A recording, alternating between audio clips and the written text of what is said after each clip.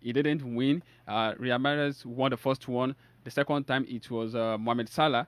Again, the third time it was Mohamed Salah. So people are saying maybe this is the time for Sadio Mane to clinch the Africa Best Player award. Of course, I feel this is definitely the time for Sadio Mane to win that one because you feel Sadio Mane having a meteoric rise from the ranks of Southampton down to Liverpool, and he hasn't even won the African Footballer of the Year. You know, some might even find that very hard to believe. So I just feel this time around it's actually a good chance for Sadio Mane to nick that one. And if you judge the past year now under review now, he has 22 goals. The same with Pierre-Emerick Aubameyang and Mohamed Salah sharing the golden boot there. So I think it stands a chance. Of course, you bet Mohamed Salah, going down to the line with him on that one. But I think this is definitely the perfect chance for Sadio Mane to win that Raymond, one. I think this is obvious. It's crystal clear. This is the time for Sadio Mane to clinch this award. If he doesn't win this award, can we cancel the CAF award, please? That means we have to cancel so many awards. No, at least from outside. Previously. Because I think the winner picked itself. I mean, looking at the whole season and even the year review, if you want to put so many criteria into play, is it the Nations Cup? It was one of the best players in there, pushing England to the final. I mean, it was the main comer when Liverpool went all the way. I mean, to the Champions League finals, and even going second in the league. I mean, even till now, you cannot underestimate Sadio Mane. Some people actually push for Mane. I mean, being on the top three of the Ballon d'Or and of course FIFA award. Some people actually put because he had a fantastic season. Messi voted for Sadio Mane. And just yesterday, FIFA 20 EA Sports, the team of the year, there was Sadio Mane inside. So I don't know if somebody does not win this. Maybe we have to write to CAF. Finally, we can just suspend. For someone to finish fourth on the Ballon d'Or list, he has to win that. He has to win that. Okay, quickly, do not forget that you can also be part of the conversation by dialing any of these lines at 08080101067, 08080101067, and the second one 09081111067, 09081111067. Who do you think will go home with the award? Finally, is it Sadio Mane? Is it Mohamed Salah or Riyad Mahrez? A lot of people are actually saying, why would Riyad Mahrez win it in the first place? Well, let's give it to CAF. Whatever decision they come up with tonight, we judge who the next African Best Player of the Year would be.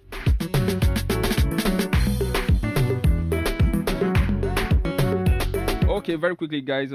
Africa Women's Player of the Year award. We have nominees here: Ajara Institute of Cameroon, Asisa Toshola, Nigeria, Tembi Gatlana of South Africa. Now, do you see Asisa Toshola claiming this one? Well, she's actually eyeing that. I think that will be her fourth crown if she does win down. But then I feel she's in a pole position, judging by her performances for Barcelona and in Nigeria. You think it's how about the Africa Women Cup of Nations? The best player. The best player for me in that particular tournament was Tembi Gatlana of South Africa. I think Gatlana was. Okay, we have a caller on the line. Hello. Hello. Good afternoon to you. Oh, good afternoon. Yes, sorry, what's your name? Where are you calling from? I'm not calling on live program, right? This is a live program on Pensioners 106.7 FM. Midday Sports. I wanted to make an inquiry. So I was thinking it's a customer care. No. You can do that some other time. Thanks for calling.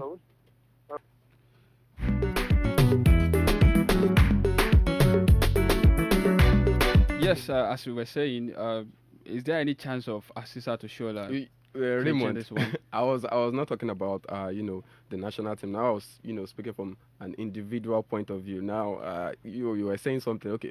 Let Raymond. I don't think Toshola doesn't have it. For me, okay, she has a chance, but I don't think she's going to win. Ajara is going to win that because we didn't have the AFCON for women this year. No, it was last year. So I think the South African lady has won that, using that as a yardstick. You might tell me Oshola had a good performance right there in Barcelona. But I think CAF award for women, most especially, I think is mostly tuned down based on their national team performance.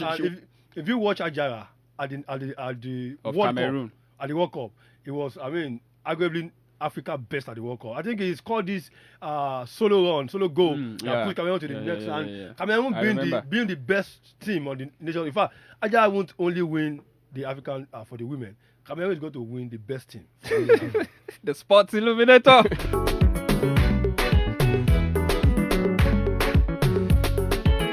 Okay, very quickly, African Youth Player of the Year award. We have the nominees already. Akraf Hakimi of Morocco, Borussia Dortmund. Samuel Chukwueze of Nigeria, he plays for Villarreal. And Victor Osimhen of Nigeria, he plays for Lille. Now, out of these three nominees, who do you think will go home with the award? 2 against 1. 2 against 1. And 2 Niger guys and one... Hakimi was the winner last year. And I think left to me, he shouldn't have been nominated, actually. Because I think it should have been an upgrade of him going away and leaving it for other people who hasn't won. So if I have to go with Nigerian patriotism, I think I will just go for a certain Victor Osimhen. Victor Osimhen. Who are the real? Raymond, I don't want you to talk like a Nigerian. Talk like a third party, someone who does not have anything to do, a neutral person. How do we judge it now? Hakimi judge it the way you like. Hakimi at Dortmund had a great season. I mean, he's one of those. In fact, he has put away from his rights. He's so good that Youssef Avoué is not using him in attack. I mean, the right side of the midfield. That shows how versatile, how good he is. But then, if I have to judge about, like I said, if I'm not going to talk like a Nigerian, I'll still go down. I won't give Hakimi because he has won it before. But don't forget, there's one thing we need to trash out, Raymond, Femi. Don't say because he has won it before. If he deserves it this time around, why not give it to him again? Exactly. Let me make a claim on the Copa Trophy. I mean, the Golden Boy Trophy in Europe. I mean, the season Mbappe won it, it was nominated again. Okay. It wasn't given because they felt it should have been an upgrade, and that was where they created the Copa. But Trophy. what if it's still within the age bracket? It was within the age bracket. If it deserves it, why not give it to him? That's the point. Matty Delite was nominated for the Golden Boy. Okay. He didn't win. Did he deserve it? He deserved it because at the end of the day, he won the Copa Trophy with the Ballon d'Or. So I felt. To say the real fact, this shouldn't be happening. I mean, if you deserve an accolade, why not give it to? But you know, for me as a youth player, where you can have it real for yourself. I mean, winning is you can be within a bracket and keep producing that because you are good and keep winning it. I feel it might be justified, but then I felt a little bit upgrade. Why not pull him out because he's won it before? I mean, give another person a chance to win. I didn't expect Hakimi to be nominated. Actually, I knew he's one of these players that deservedly, if he wins, he deserves it. But I just feel he should have removed him away since he has won it and to give the opportunity to other players who are doing fantastically exactly. well. That's what I just feel. African Men's Coach of the Year, Aliou Cisse of Senegal, Jamel Belmadi of Algeria, Moen Shabani of Tunisia. Also, African Women's Coach of the Year, Alain Jumfa of Cameroon, Desiree Ellis of South Africa, and Thomas Denebi of Nigeria. African Men's National Team of the Year, Algeria, Madagascar, and Senegal. While African Women's National Team of the Year, Cameroon, Nigeria, South Africa. Now, quickly, guys, in this category, African Men's National Team of the Year, Nigeria is not there. We only have Algeria, Madagascar, and Senegal. I mean, is it that we didn't do well in 2019? Judging by the performance of the national team and the coach, Madagascar, first time coming to the African Cup of Nations, got to the quarterfinals, beat Nigeria. Belmadi, the Algerian coach, after a year of taking charge of the Algerian team, performed the magic, first win in AFCON for 29 years. And of course, Djibril Cisse has been doing fantastic with Senegal. I think right one, anybody that wins is deservedly a winner. But I think Belmadi will take that. Even though I would have loved to give that Madagascar. Now, Femi, I want to put Femi on the spot. Okay. Now, who do you think will win the African Men's National Team of the Year? The African Men's National Team of the Year. I think I'm going to give that one to Madagascar.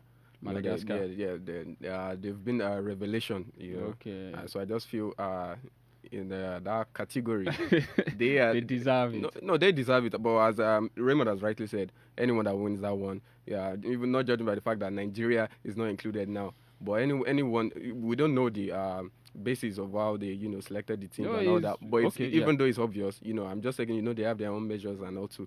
But then I just say Madagascar, they did do well under the year review, so we can give that one to them.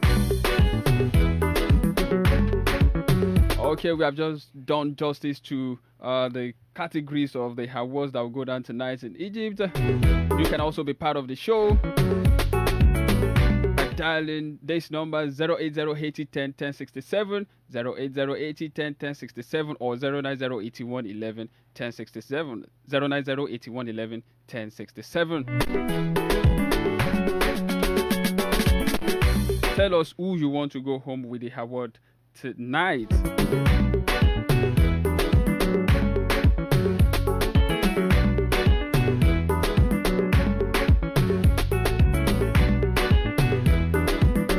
Alright, very quickly, for the person that called earlier to ask for the customer care line, you can always visit our Facebook page. You see our customer care lines there.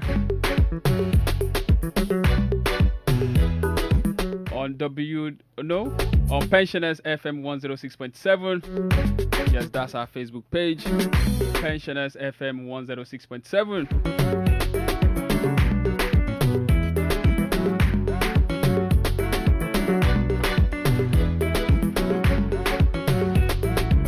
Now, quickly, guys, Eyimba. Something happened yesterday. We got that report that Eyimba fired coach Usman Abdullah following their recent disastrous performance when they were humiliated by Plateau United by 4-0. And the next thing that the management of the team felt it was right was them to fire coach Abdullah. And Fatai Osho has been appointed on an interim basis. So I think,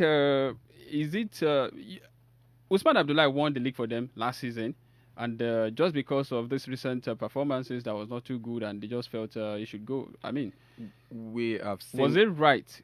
What they did, was it right? Idris, we have seen this kind of situation in football happen so many times. It doesn't even determine whether you have just won, let's say, the treble or double or any championship in the past year. If you're having an abysmal run and your form is very, very bad, you actually fix the axe. And in the case of Abdullah now, I think no, it's rather harsh, judging by the fact that he won the league last season and he just got the axe now. But then, the club have put out a statement that no, we respect what you did for us, but then the recent downturn in their forms have been very bad, and they just have to let him go so that they would not suffer any further setback. And this is why they are. I think the interim manager now. Femi said is ash. See, I used to say that the game of football, even any sport, is not about hiring and firing. See, if don't talk on the monetary aspect. Wait. If Claudio Ranieri who performed magic with Leicester City can be sacked before December following season, no coach in the world. I repeat, no coach in the world is safe. If no coach in the world is safe. No coach in the world is safe. It's as simple as that. Now, quickly, let's talk about one man here, Fatai Osho, who happened to be the assistant of coach Usman Abdullah when he was the head coach of Eyimba. Raymond, don't forget that in 2018, he was the head coach of Raymond Stars. He brought them back to the MPFL. And in 2018-2019 football season, Raymond Stars, just told him that, guy, you need to work as an assistant coach now under Kennedy Boboye. Yeah. And he felt it wasn't right for them to do that. I brought you guys back to the A-Flight League, and you are saying I should now become the assistant coach. No, I can't take that. But he made that move to Eyimba, and he worked as an assistant coach to Usman Abdullah. I mean, I don't see anything that is sensible in what he did. You refuse to work as an assistant coach in a place, and then you made that move to another place where you accepted to work as an assistant coach. Platform is different, Idris. Raymond Stars and Eyimba are miles apart. If I work my way with Raymond Stars and bringing you straight to the first division, I expect, with the plans I've put on ground strategy, I expect to continue. Yes. And if you bring another coach on me, of course, going by my integrity, I will also say no. Because I felt you cannot work on my job. Now, if Eyimba calls me to be an assistant coach, that is Eyimba, former African champions calling me to come and work. Then of course I will always take that deal because it's a bigger platform. No how I will be referred to as assistant coach of Eyimba, and I might at the end of the day have my chance. Now he's having his chance to finally take. He would have dreamt of coaching Eyimba, the past 3 years, but now finally he's having his chance. That means the work is done. But this one is on the interim. Whether interim or not.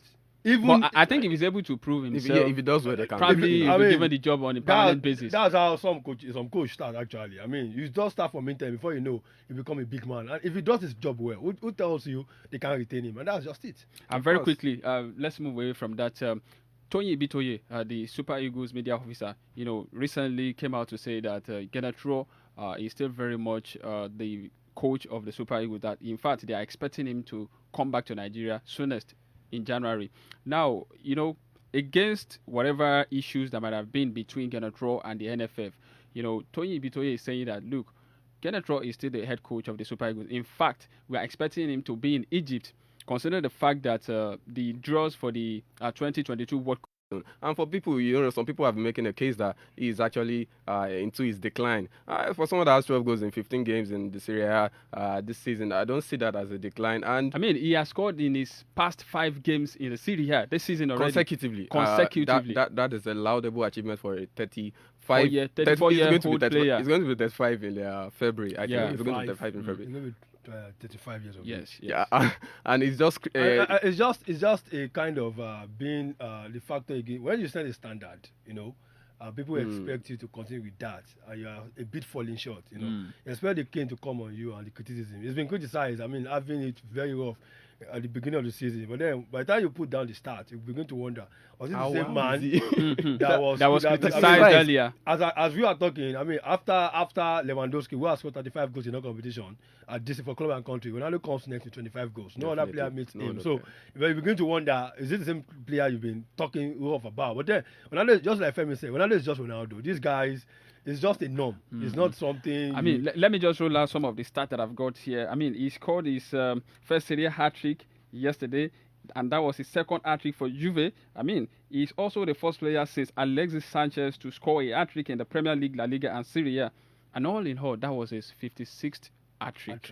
I mean, and there's one funny thing now. While he was at Real Madrid, he has 36 hat-tricks for the club. And when he left, 2 years after, Lionel Messi was just equaling that record. It was just, and this was a person that for 4 years, Messi had 4 years edge over him, and he met Messi there, and he put different and not taken away from Messi. He's absolutely a brilliant player too. Now, very quickly, guys, Manchester United host Manchester City tonight at the semi-final of the Carabao Cup. Now, who do you think will take home the maximum 3 points, or what is going to be the scoreline tonight? Well.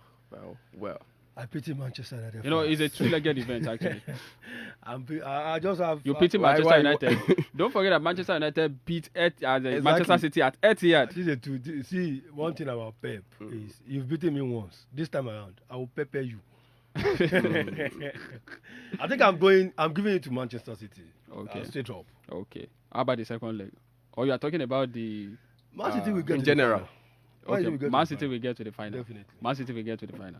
Okay, very quickly, let's talk about the FA Cup 4th-round draws. The matches will be played between Friday 24 and Monday 27 January. And in some of the fixtures, we have Manchester City against Fulham, Brentford, the championship side, against Leicester City, Bournemouth against Arsenal, Southampton against the winners of Middlesbrough and Tottenham Hotspur. All City will face Chelsea, Watford or Tranmere Rovers will face Wolves or Manchester United, while Liverpool will face Bristol City or Shrewsbury.